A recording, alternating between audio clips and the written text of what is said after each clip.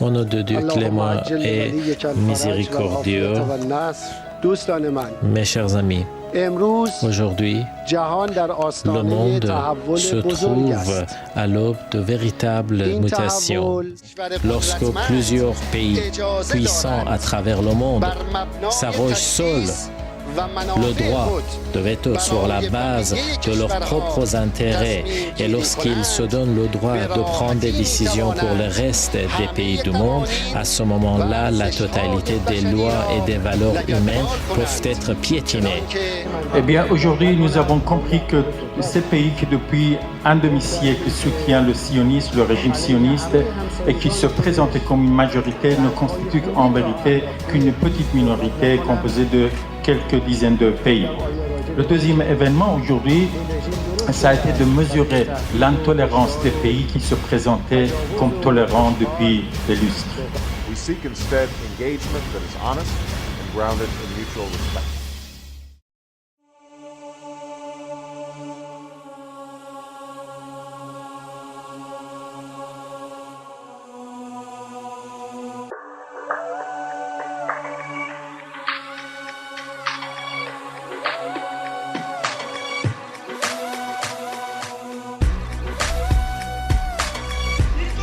Alhamdulillah Rabbil Alamin.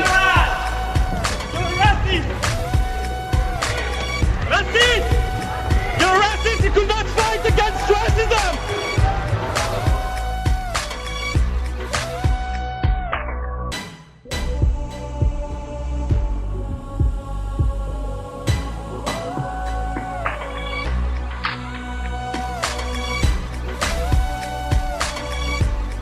Vous avez écouté en tant que journaliste ce discours.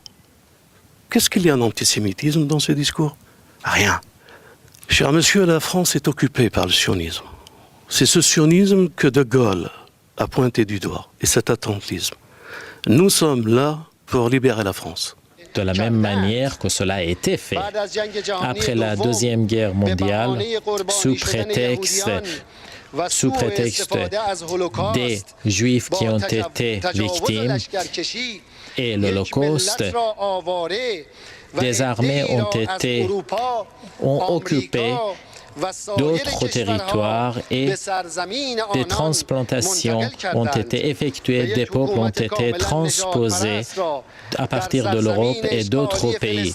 Et à ce moment-là, une population et un gouvernement illégitime s'est mis en place en Palestine.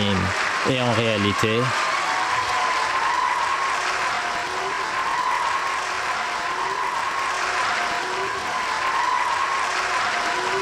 j'ai regardé malgré moi l'autre jour ce qui s'est passé à Genève, d'Urban II, et j'ai vu quelque chose d'incroyable. J'ai vu des gens se lever et partir comme s'ils assistaient à un scandale parce que le président iranien a lu un texte qui me semblait incritiquable et inattaquable à la virgule près. Là, je me suis inquiété. Je me suis dit, on est en train... En 1975, l'ONU disait que le sionisme était du racisme. Aujourd'hui, on va pratiquement nous dire le contraire. C'est-à-dire que, finalement, le sionisme serait l'antiracisme, quoi. Et tout ça, quelques semaines après Gaza. Et ça m'a profondément choqué. Et j'ai l'impression, étrangement, aujourd'hui, d'être... un Français ayant subi la défaite de 40 et entendant d'une certaine manière l'appel du général de Gaulle. Le sionisme est totalement anti-humanitaire. Et pour rester dans le contexte de la conférence ici à Genève, il est totalement opposé au principe de base de l'antiracisme. Par définition, le sionisme est une idéologie raciste, parce qu'il a pour but de s'approprier des terres en déplaçant la population qui y vivent pour les donner à un groupe en particulier. Quelle belle preuve de racisme.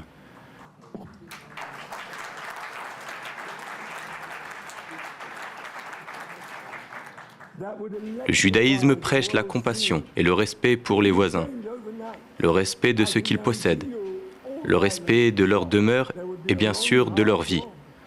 Le sionisme est complètement opposé au judaïsme. Son but est de s'imposer aux populations palestiniennes en les soumettant et en ignorant leur espoir d'autodétermination.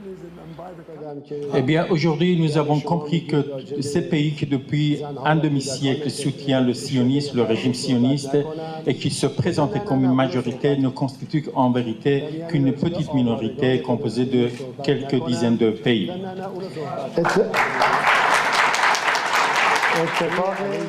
Le deuxième événement aujourd'hui, ça a été de mesurer l'intolérance des pays qui se présentaient comme tolérants depuis des lustres. Ils n'ont même pas la patience d'entendre la position de ceux qui s'opposent à leurs idées. Je crois que nous avons vu les réactions officielles occidentales, on pourrait appeler le bal des hypocrites. Et là aussi, il faut donc être fort et il faut donc bien affirmer. Le Créateur dit lui-même à travers le prophète, voilà, ma maison de prière sera une maison de prière pour toutes les nations. Et cela exclut tout exclusivisme raciste, toute discrimination raciste. Et voilà donc l'opinion que je voulais donner sur la conférence d'Urban II à Genève. Un autre événement qui s'est produit aujourd'hui concerne en fait beaucoup de nations qui sont très fâchées contre les actions perpétrées par le régime sioniste et qui cherchent une occasion pour s'exprimer. Le discours du président iranien s'inscrit pleinement en fait dans ce courant de résistance. Et il n'est pas le seul. Certains des pays absents à cette conférence ont présenté comme excuse la présence du président iranien. Je voudrais à cette occasion leur dire que je participerai à toutes les organisations à partir d'aujourd'hui.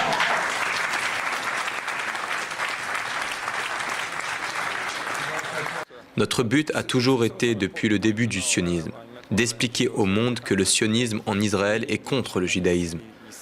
Dans la religion juive, les Juifs sont en exil et sont supposés vivre en paix avec les autres nations dans le respect des lois de ces nations. Nous l'avons fait dans le passé, nous vivions en paix en Palestine et dans d'autres pays musulmans. Nous pouvons vivre en paix dans l'avenir.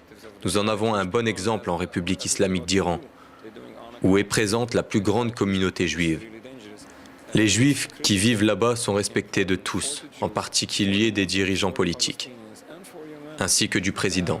C'est un point positif qu'il faut souligner. La source des guerres récentes, à l'exemple de l'invasion américaine en Irak ou la venue des forces étrangères en Afghanistan, quelle a été la source de ces guerres, mis à part l'orgueil du gouvernement des États-Unis et ceux qui disposaient de la puissance et de l'argent pour essayer d'étendre leur pouvoir, pour faciliter l'action de ceux qui construisent les armes pour détruire des civilisations plusieurs fois millénaires et de détruire les capacités des pays de la région qui auraient pu agir contre le régime d'occupation de Jérusalem. Et ces actions avaient pour objectif de voler les matières premières irakiennes.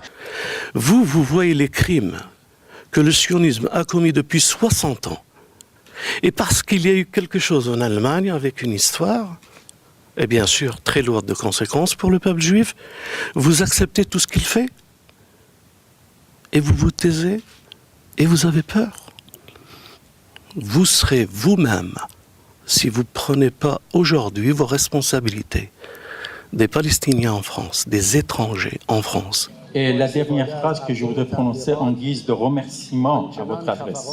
Depuis très longtemps, les sionistes et leurs alliés ont dominé ces organisations internationales. Mais aujourd'hui, vous avez brisé cette domination.